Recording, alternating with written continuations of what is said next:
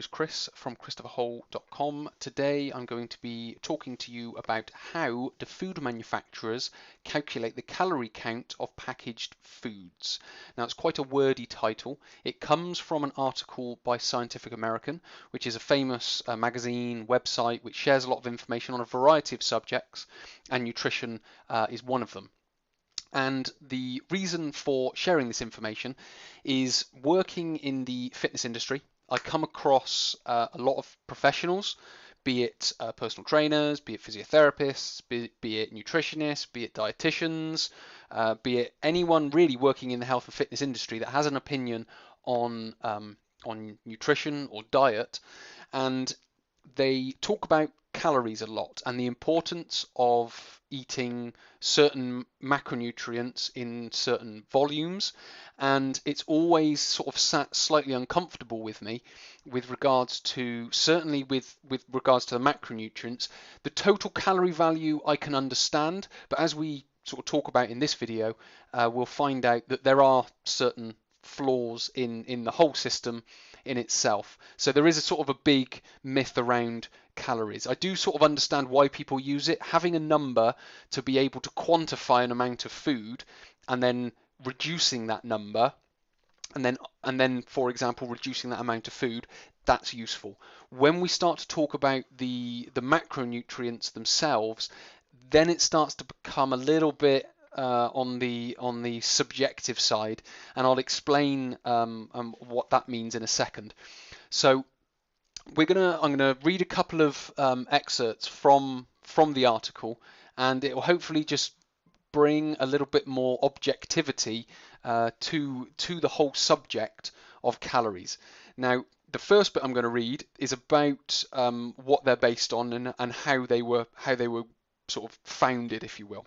So the original method used to determine the number of calories in a given food directly measured the energy it produced. The food was placed in a sealed container surrounded by water, an apparatus known as a bomb calorimeter. The food was completely burned, and the resulting rise in water temperature was measured. This method is not frequently used today.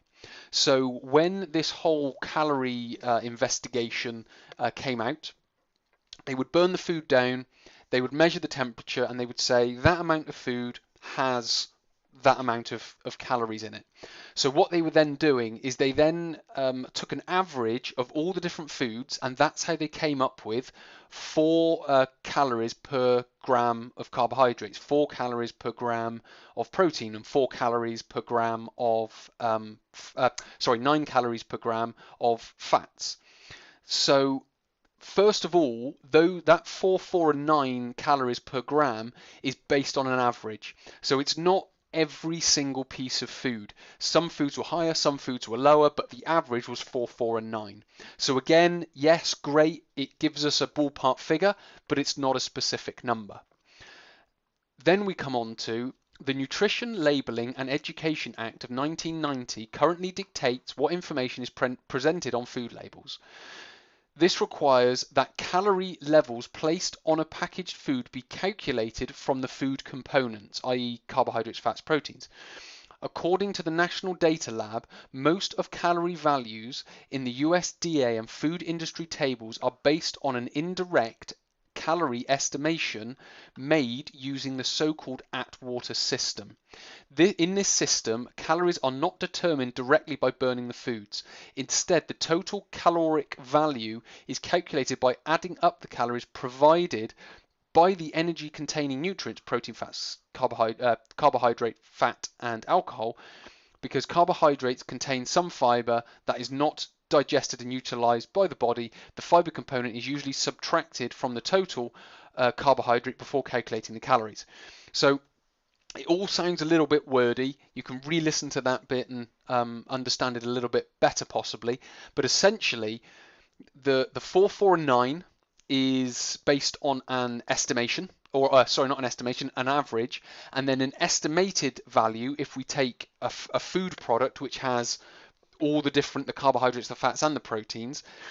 That's based on an estimation of adding them together and then calculating the total calorie from there. So the foods that we're eating that are packaged, that we can read that there's X amount of calories from carbohydrates or X amount of calories from protein, we don't know that. No one in the industry knows. The people who write them on the labels, they don't know, because it's all based on this indirect estimation of calories. So it's very much, when we are looking at reducing the amount of calories or increasing the amount of calories for whatever reason, it's very much thinking about it from a more general perspective. Don't get caught up in the specifics of, I must eat 45 grams of this, or 85 grams of that, or 300 grams of that, or whatever it might be, because the actual food that you're putting in your body might not necessarily have that amount of carbohydrates, fats, or protein in it. We are only guessing or estimating. The best thing to do is to take the volume of food, weigh the food, understand the gram values of the food, i.e. 100 grams of potato or 50 grams of rice or whatever it might be, measure the result that you're getting, i.e. more energy, more muscle bulk, less body fat, or whatever it might be, and then we can start to go, well, I need to reduce that, I need to increase that. Yes, we do have understandings about carbohydrates, fats, and proteins and how they influence energy levels, muscle bulk, and body fat. So we might just start to reduce those bits of food. But by saying I must increase it by 30 calories, is slightly flawed, because we don't know. It's just an estimation. So if you come across someone who's very into their nutrition and calculating macros, if you're one of those people, bring something more general to it, be more objective about it, because no one really knows how many calories of carbohydrates, fats, and proteins are actually in any food product.